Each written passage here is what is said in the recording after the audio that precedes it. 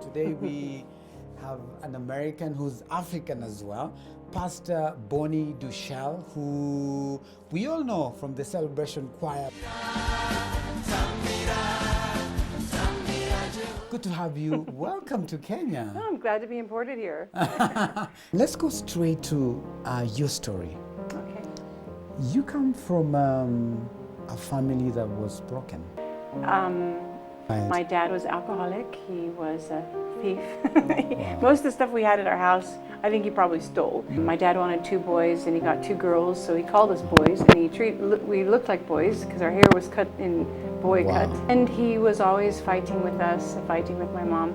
He used to get us up in the middle of the night, come home drunk, see if we would clean the house because he thought it was too dirty. You know, so we never knew when we would be woken up to clean the house under a one day I walked in, he had a knife to my mom's throat. And I said to my mom, I said, what are we doing here? Let's get out. She was cried all the time. So I said, let's go. So she said, okay.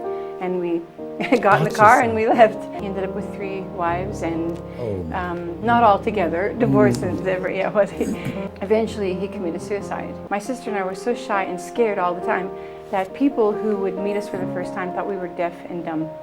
I met my husband, like I said, 2 days engaged, 3 months married, 3 days engaged, 3 months 3 days married, engaged. 2 weeks we were in Africa, and 6 months we started the church. Wow. We've been going ever since. It's a miracle we're still married. It's a miracle that we are still in Africa. It's a miracle we still have a church, and it's a miracle that we're alive.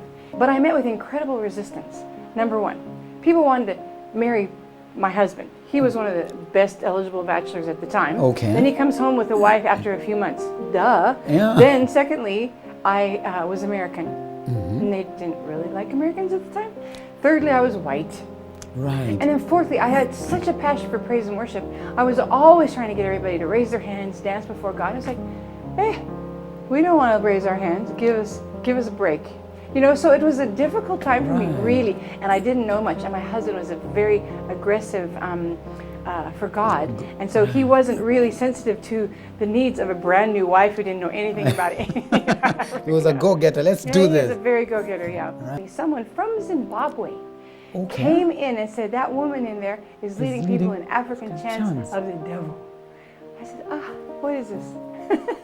Well, little did I know that what you hear on, say, any of our music, God is in this place, is the kind of African chant I was leading. Wow.